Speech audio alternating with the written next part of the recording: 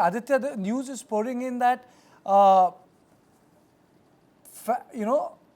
extended terror family of Azhar Masood were also killed in action. They were killed there in the strike. Can you just take us through, give us more details? Well, yes.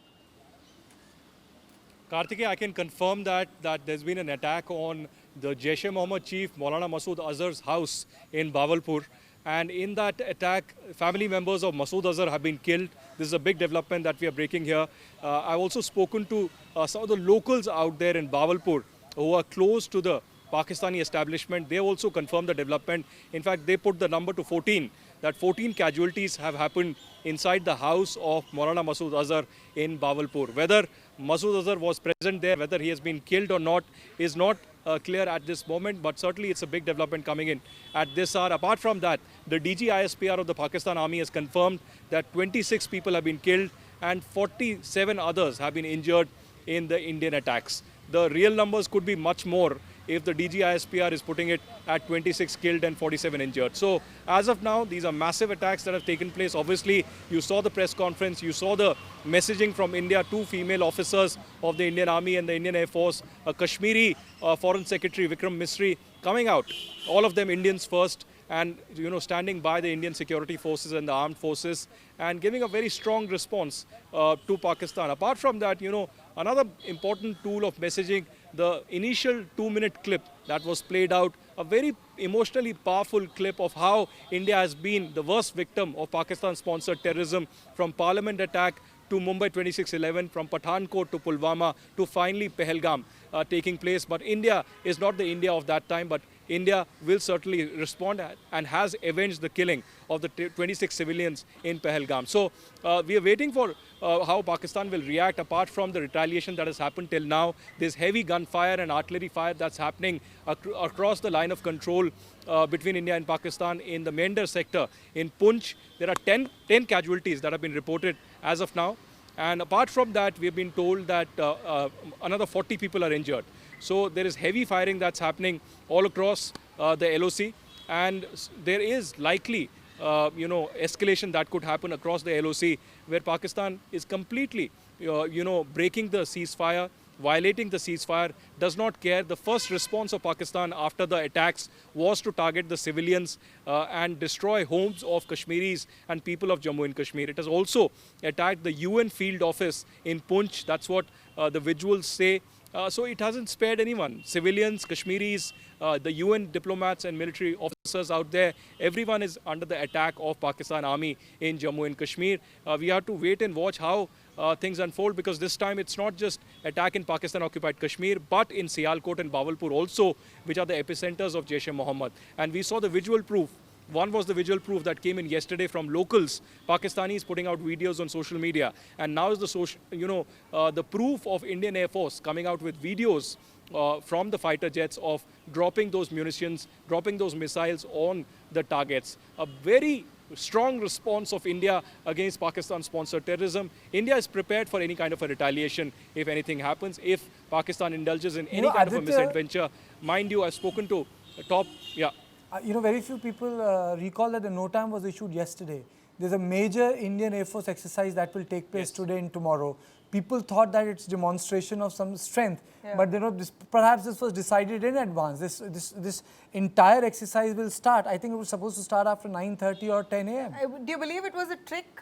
No. I think it's a defensive posture. The entire apparatus is on high alert. General Sharma wants to come in, and then I'll go to Aditya. General Sharma, okay, tell me. It was a diversionary tactic. Right. It was a trick. You're trying to say that there are drills and that's going to happen. Whatever happens will happen after drills. Okay. But it happened before. General Sharma? I think I go with Nabila on this one, saying that this was a deception, a very well-planned deception, to say a NOTAM was issued for an exercise.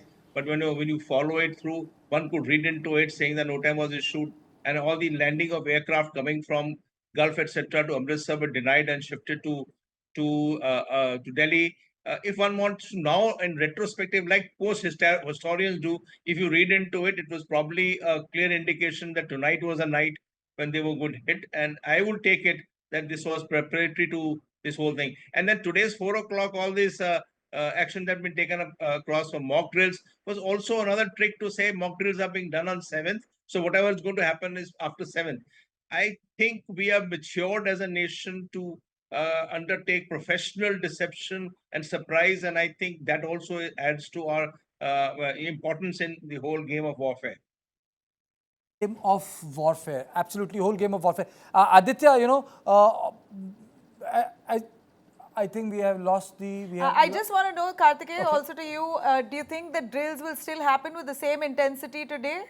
Is that what you I foresee? think the drills are. I think the drills will It's all happen. on point. I think the drills, the district identified 244, if I am not wrong, Aditya. I think the drills will go on today. Those 244 A-marked districts. I can tell you, I can confirm to you, Karthikeya, that mock drills have been cancelled in Jammu and Kashmir so far, and in some bordering areas. But otherwise, in more than 200 districts, the mock drills will happen as usual, as per schedule. Mock drills will happen. But what are your intelligence sources saying? LOC going hot can also be their diversionary tactic, Pakistan, if I may reverse the logic. Well, certainly. If you see the threats that have been coming in from the Pakistani side, it's amply clear. They've said that whatever India does, we will go a notch higher than that. So artillery fire isn't going notch fire. But that's why we'll have to be very careful in the next 48 to 72 hours. I think we'll don't have to even wait that further. Pakistan is known to act pretty fast in such cases. So I think in the next 12 to 24 hours, there could be some action from the Pakistani side. Because imagine this, Asim Munir is a different kind of a personality. He's a jihadist. He's an Islamist radical in army uniform. So you'll have to see that to cool the temper in Pakistan, to save the embarrassment that's been happening, to save the humiliation that has already happened, not just domestically but in the international media and community, he will have to show some kind of a strength. So we'll have to wait and watch what he does, whether he succumbs under international pressure that is already there, or he again provokes India, kills civilians, and that could lead to further confrontation, I can tell you, because there are plans that have been done. There is wargaming that has been done. And I can't name it, but I know that there are plans which are far, far worse that India has already planned out. And if Pakistan indulges in misadventure, it would regret. And history would be testament to that fact that Pakistan would be expecting an attack in X area, and the attack would happen in a Z area where they are not prepared and not prepared for the kind of attack that is going to happen. So clearly, as of now, the Indian government, the national security apparatus is closely monitoring the situation. I've been speaking to people in the National Security Council as well. They've been monitoring situation very closely, trying to pick up chatter from the Pakistani side at what could be planned, what could be the next action. But DGISPR has certainly said that they will attack and they will take revenge at a time and place of their choosing. So certainly we should expect something from the Pakistan Army side, perhaps in the next if not today, then tomorrow. Ambassador Dayal, how should India factor in China and Bangladesh? Well, India is very careful in regard to factoring in all negative forces. Both China and Bangladesh have a very negative position vis-a-vis India. China is perpetually mischievous. And although it has tried to send out a signal that, India must restrain, etc. The fact is, China has never exercised restraint. We can never forget Galwan. So when it wants to hurt India, it doesn't stop from doing so. Bangladesh, of course, has now become another hotbed of anti-India activity. And there is a need for us to be on high alert. So the Indian Army and all our defense forces are fully vigilant. And I will take off from what Aditya Raj Kaul himself said, something about preparedness. If you want peace, you have to be prepared for war. And our preparedness on all fronts, whether it is China or whether it is Bangladesh, and of course, where Pakistan is concerned, will be high. The level of preparedness will be high, because any sort of danger can take place, any sort of attack or any sort of negative activity. So India is on high alert, and I would say that it's just another 48, 72 hours. It could be for a much, much longer period. But nonetheless, the only way to ensure that we are able to take care of any attack on us Ambassador, if I may, tell me, is this the correct way to interpret Operation Sindoor? that Operation Sindoor seeks to show that India no longer accepts that there is a fundamental distinction between sub-conventional, which is terrorism, and conventional, which is military aggression, which Pakistan has traditionally exploited. Is this a correct way to understand that? We don't distinguish between both of them now? Well, I have been very categorical in saying on your channel, on a whole host of other channels, also in whatever I have written, that there is a great connectivity between the Pakistan military establishment and the terrorist cells in that country. In fact, Pakistan uses covert operations against India, and these covert operations are carried out by these terrorist cells who are trained, funded, and armed by the Pakistan military establishment, particularly the ISI, and are infiltrated into India.